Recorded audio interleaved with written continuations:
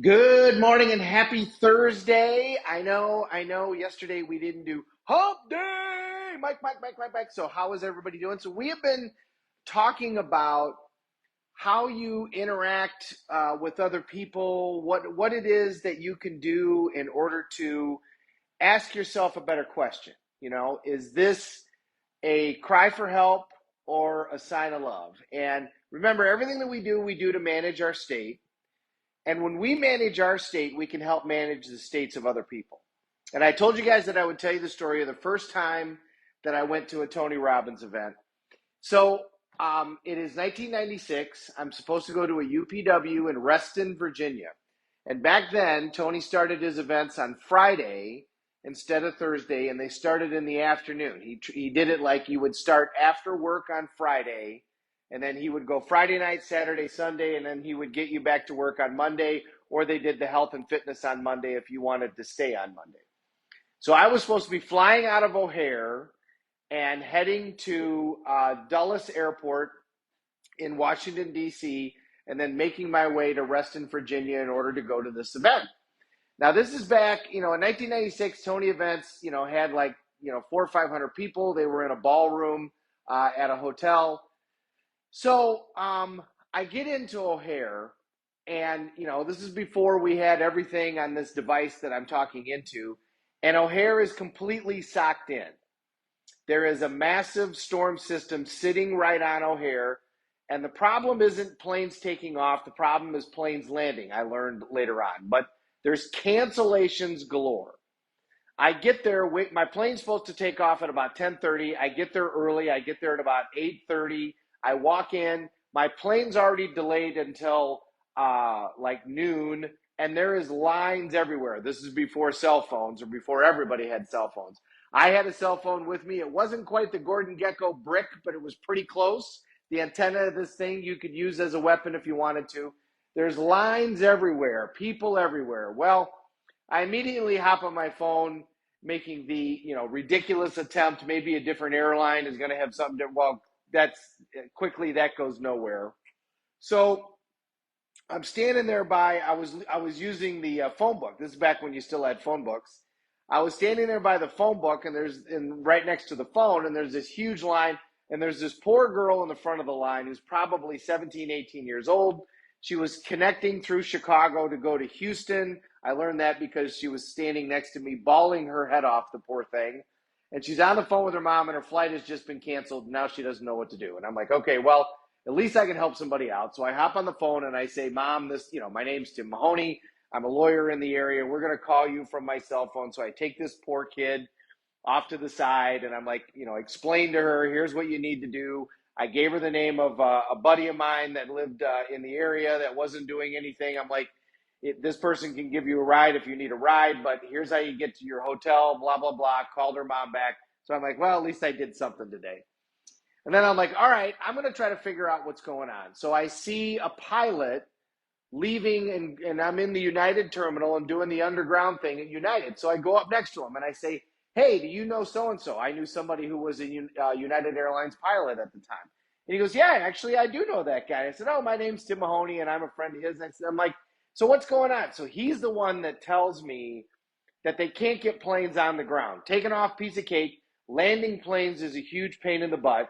So I told him where I was going, and he goes, that flight's never going to go. He goes, you need a flight that's like an international flight. He goes, those flights are going to be the ones that take off. You're not going to get on this flight. He goes, I'm going because I'm trying to get myself to another airport. He said, I'm going to go to this flight that's supposed to take off at like 2 o'clock in the afternoon. And he goes, there's another one that's supposed to take off at like 3. So he said, let me go, I'll check behind the counter and see if you should put your name on for standby. So I walk all the way with him to the other counter. He takes a look at the thing and he says, don't bother, and tells me to go to the other counter. So I go to the other counter, and there's already a line of people waiting to go standby. And I get up to and everybody's stressed, right? Everybody's yelling and screaming. Everybody's stressed. It is not a good situation. And I get up to the lady at the counter, and she looks at me like, the last thing in the world she wants to do is talk to somebody else. And I said, I'm looking to try to get on standby on this flight. And she sighs and she goes, okay, I'll put you down. You're number 7 for standby.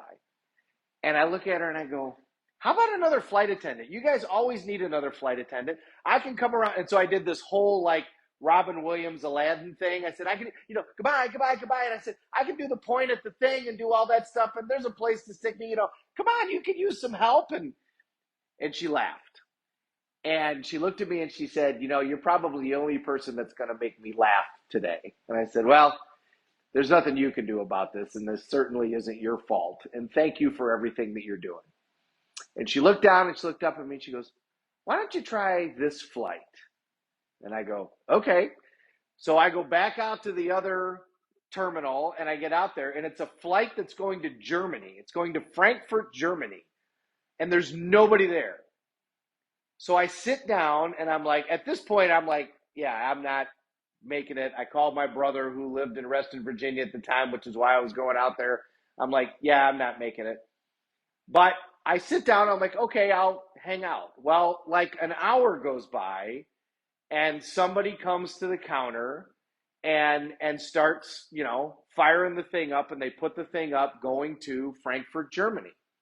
So I go up and I said, does this make a stop? And she says, well, yeah, actually we stop at Ronald Reagan Airport in Washington, D.C. And I went, no kidding. I said, well, I'd like to fly standby, and I'm only going to Washington. I'm not going to Germany. And she says, okay, I'll put you on the list. So I sit back down. Eventually, the terminal completely fills up. It's now like 3 o'clock in the afternoon. I think the seminar is supposed to start at like 6. And I still got to get to the hotel and all of that and forget my bag. I mean, I didn't have a carry-on bag. I had a check bag. So I actually made friends with this guy from Germany, and I have my laptop open. I was teaching him how to play craps, and they're getting everybody on the plane, and everybody's going on the plane, and he's flying standby also, only he's going to Germany.